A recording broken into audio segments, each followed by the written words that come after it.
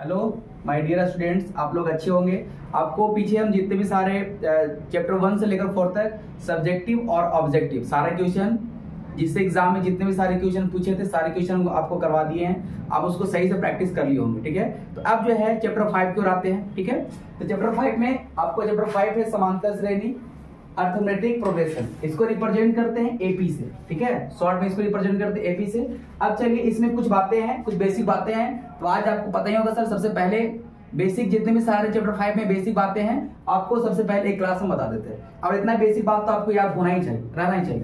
तो अब चलिए सबसे पहले आप आते हैं अनुक्रम, ठीक है। अनुक्रम सीक्वेंस। अनुक्रम क्या होता है तो हम लिखे अनुक्रम संख्याओं का एक क्रम है जो किसी निश्चित नियम के अनुसार लिखे जाते हैं। यानी अनुक्रम जो है सीक्वेंस, सीक्वेंस आपको पता होगा सर, सीक्वेंस जो है रिप्रेजेंट करता है एक सीक्वेंस, एक नियम को। तो जैसे में अगर हम यहाँ पे जैसे ले ले 2 हो गया, 4 हो गया, 6 हो गया, 8 हो गया, 10 डैश डैश डैश, ठीक है। तो आप यहाँ पे देख रहे हैं कि सर एक सीक्वेंस है, कितना कितना समय बढ़ रहा है। तो बोलिए सर समय 2 बढ़ रहा है। समय कितना कितना बढ़ रहा है, 2 बढ़ रहा है। समय कितना कितना बढ़ रहा है, 2 बढ़ रहा है। तो 2 से 4, 4 से 6, 6 से 8, 8 से 10, समय कितना बढ़ रहा है, 2। तो ये आपका क्या हो गया, अनुक्रम, ठीक है। और समझ लेते हैं। अब जैसे मेरा हो गया 1, मेरा हो गया आपका 4, मेरा हो गया मेरा 9, ठीक है। उसके बाद मेरा हो गया 16, उसके बाद मेरा हो गया 25, ठीक है, डैश डैश। तो यहाँ पे देख रहे हैं कि सर ये भी एक सीक्वेंस रिप्रेजेंट कर रहा है। 1 का स्क्वायर 1, 2 का स्क्वायर 4, 3 का स्क्वायर 9, 4 का स्क्वायर 16 और 5 का स्क्वायर 25। तो हम लोग अनुक्रम किसको करते हैं, जो एक सीक्वेंस को फॉलो करता है, मतलब एक नियम को पालन करता है, उसको हम लोग क्या कहते हैं, सीक्वेंस। उसको हम कहते हैं अनुक्रम, ठीक है। अब सेकंड पॉइंट हम लिखे हैं श्रेणी। सेकंड पॉइंट क्या लिखे हैं आपको, श्रेणी।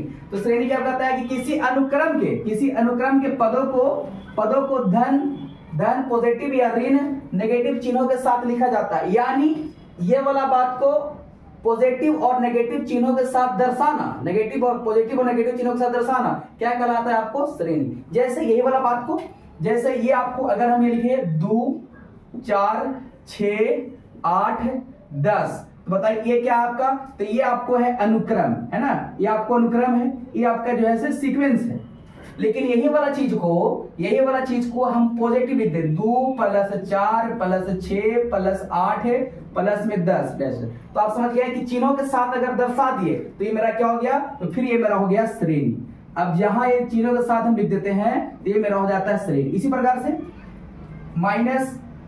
-6 या फिर आप ऐसे भी कर सकते हैं, -4, -4, -6, -8, -10। क्या कर रहे हैं, बस खाली चिन्ह के साथ रिप्रेजेंट कर रहे हैं। तो अगर चिन्ह के साथ रिप्रेजेंट कर दिए, किसी भी अनुक्रम को चिन्ह के साथ दर्शाना, वही कहलाता है आपको श्रेणी। ये सब छोटे छोटे बातें याद करना है। चलिए अब हम आते हैं श्रेणी के प्रकार, ठीक है। तो आप देख रहे हैं कि श्रेणी के 3 प्रकार हैं, ठीक है। पहला है समांतर श्रेणी, जिसको आप जानते हैं अर्थमेटिक प्रोग्रेशन, जो चैप्टर हम लोग पढ़ रहे हैं। सेकंड आपका है गुणित श्रेणी, जिसको हम बोलते हैं ज्योमेट्रिक प्रोग्रेशन। इसको आपको पता है कि सर समांतर श्रेणी को इसको रिप्रेजेंट करेंगे एपी से। ये आपको है ज्योमेट्रिक प्रोग्रेशन, तो इसको हम करेंगे जीपी से। उसके बाद फिर आपका है हरात्मक श्रेणी, इसको हार्मोनिक प्रोग्रेशन, इसको रिप्रेजेंट करते हैं एपी से, ठीक है। तो हमको ये दोनों के बारे में नहीं पढ़ना है, हमको समांतर श्रेणी के बारे में पढ़ना है। हम जान कहते जो श्रेणी है वो 3 प्रकार का होता है। तीनों प्रकार को हम समझ लिए, लेकिन हमको पढ़ना है समांतर श्रेणी के बारे में, ठीक है। तो पहले समांतर श्रेणी कहते हैं किसको, इसके बारे में थोड़ा सा बात को हम समझ लेते हैं। समांतर श्रेणी वह श्रेणी है जिसके प्रत्येक पद ठीक पहले वाले पद में कोई निश्चित राशि जोड़ने या घटाने से प्राप्त होता है। और निश्चित राशि एपी का सारवंतर कहलाता है। और सारवंतर को रिप्रेजेंट करते हैं हम डी से। सारवंतर को रिप्रेजेंट करते हैं डी से। तो बताइए कोई भी राशि हो सकता है, ठीक है। तो हम जैसे समझ लेते हैं, जैसे में हम बात को समझ लेते हैं। जैसे में हम ले ले आपको, जैसे ले लेते हैं 8, 12,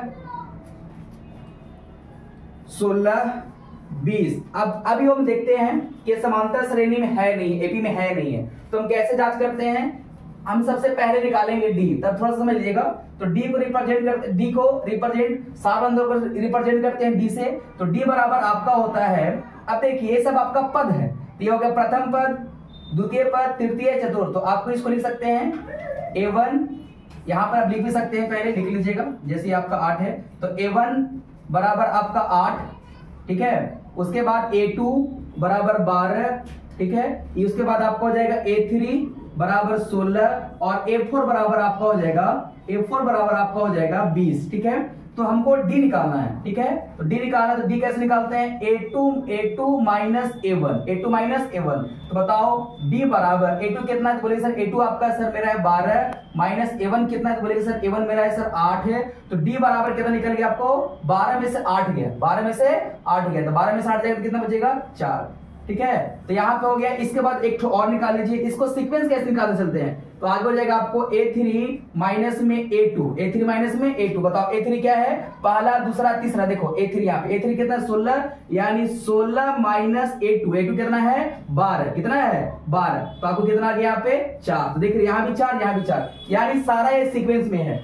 तो ये मेरा एपी में है, यानी ये वाला मेरा एपी में है, ठीक है। तो ये वाला एपी में है। तो इस तरह से ऑब्जेक्टिव इक्वेशन भी रहता है। तो आप बात को समझ लिए होंगे कि एपी करने के लिए मतलब इसमें क्या होना चाहिए, कह रहे थे समांतर श्रेणी विभव जिसका प्रत्येक पद ठीक पहले वाले पद में कोई निश्चित राशि को जोड़ते हैं चाहे घटाते हैं। तो यहाँ देखो ना 8 और 4 12, 12 और 4 16, 16 और 4 जोड़ी तो रहे। हो सकता है जब माइनस में रहेगा तो घटा लेंगे उसको, लेकिन हाँ जोड़ने और घटाने पर आना चाहिए सेम, तो एपी में होगा। आप ये वाला बात समझ लिए होंगे, ठीक है। चलिए अब आप देख रहे हैं समांतर श्रेणी का व्यापक पद, ठीक है। तो इसके बारे में थोड़ा समझ लेते हैं।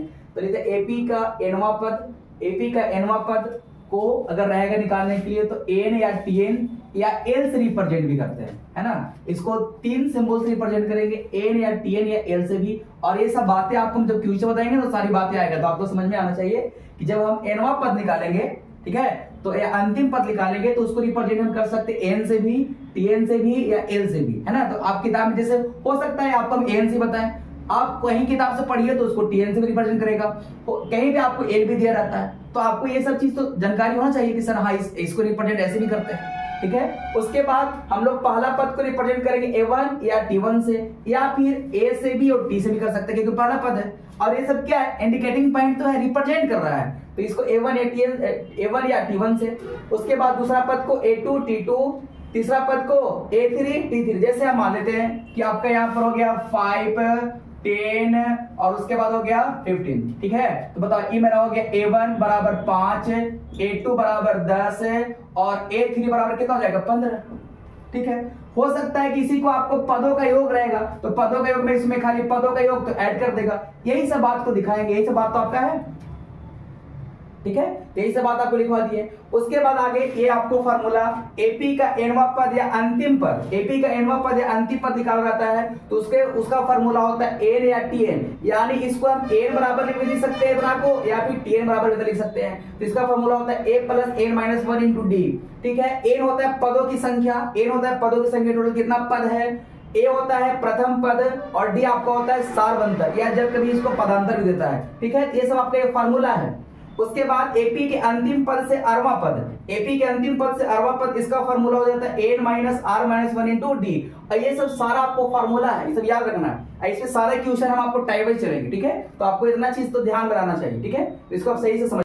चलिए अब जो है हम आते हैं समांतर माद। तो समांतर माद का फार्मूला होता है ए बराबर ए प्लस बी बाई 2, ठीक है। जैसे आपको दे देगा यहाँ पे क्वेश्चन कि 8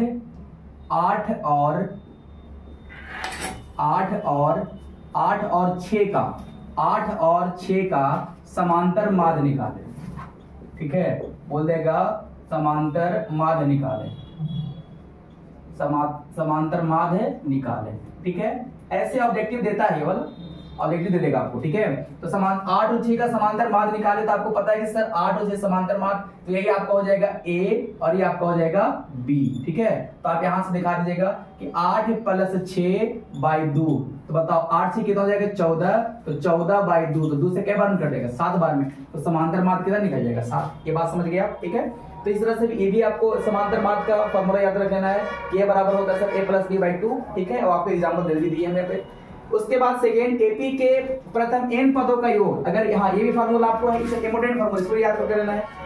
किसी एपी के प्रथम एन पदों का योग, तो एन पदों का योग तो आपको एसएन से भी रिप्रेजेंट करते हैं या फिर एस से भी रिप्रेजेंट करते हैं। तो इसका फार्मूला क्या हो जाता है, इसका फार्मूला आपको हो जाता है एसएन या रिप्रेजेंट करते हैं, इसका फार्मूला होता है n/2 2a plus n minus 1 into d, ठीक है। ये इसका फॉर्मूला हो गया। अब यही वाला बात को शॉर्ट में फॉर्मूला होता है, s बराबर n/2 a प्लस l। अगर यहाँ पे अगर l का मान दे दिया है, l का मान आपको बताया था ना पीछे, या इसी बात को हम ऐसे भी लिख सकते हैं, यही वाला बात को हम ऐसे भी लिख सकते हैं, s बराबर n/2 a प्लस tn, या फिर a। हम बताया था ना कि इसको अंतिम पद को tn या l या n से रिप्रेजेंट करते हैं। तो इसको थोड़ा सा बात को आप समझ लीजिएगा कि ये वाला कैसे हुआ। देखिएगा अब ये वाला ये इसको है, इसको देखिए, क्या ये वाला बात को n/2, अब 2a को क्या लिख सकते हैं, a प्लस a और a 2a हो जाएगा। उसके बाद प्लस n-1 इंटू डी, बोलिए क्या लिख सकते हैं ऐसे, ये वाला बात को इतना लिख सकते हैं, तो बोलिएगा सर यस सर लिख सकते हैं। तो बाबू आपको पता है कि सर ये वाला पूरा, यही पूरा मेरा हो जाता है tn, ये मेरा हो जाता है l, पास में रहे। तो आप यही वाला बात को तो हो जाएगा यहाँ से n/2 a प्लस, इसी को हम चाहे तो tn लिख दे, या फिर क्या लिख दे, a लिख दे, या फिर क्या लिख दे, या फिर n लिख दे। बात देखी ना है, यही तो फॉर्मूला था आपको, ये वाला फॉर्मूला समझ गए, यही फॉर्मूला शॉर्ट में हो गया कि सर इतना को हम लिख सकते हैं tn l या n, तो ये तो आपको l हो गया, a का a यहाँ पर है गया, देखिए a का a हो गया प्लस में l। आप बात को सही से समझ गए होंगे, ठीक है। तो इतना चीज आपको जान लेना है, इतना चीज जान लेना है। उसके बाद आपको नेक्स्ट डे यानी कल आपको हम सारा इस पर टाइप वाइज ऑब्जेक्टिव बताएंगे। इतना फॉर्मूला आपको दिमाग में होना चाहिए, और बहुत शॉर्ट हम बता रहे हैं, थोड़ा जल्दी जल्दी बता रहे हैं क्योंकि आप क्रैश कोर्स में आप हैं, ठीक है। तो आपको ये चीज होना चाहिए कि आपको इतना बेसिक बात आपको याद होना चाहिए, और बहुत सारे बात होगा जो हम ट्यूशन को पढ़ाते चलेंगे, ट्यूशन से कुछ कुछ बातें आपको रिलेट करवाते चलेंगे, ठीक है। तो आपको इतना कल करके ही आपको क्लास में आना, ठीक है। तो मिलते हैं नेक्स्ट डे, धन्यवाद।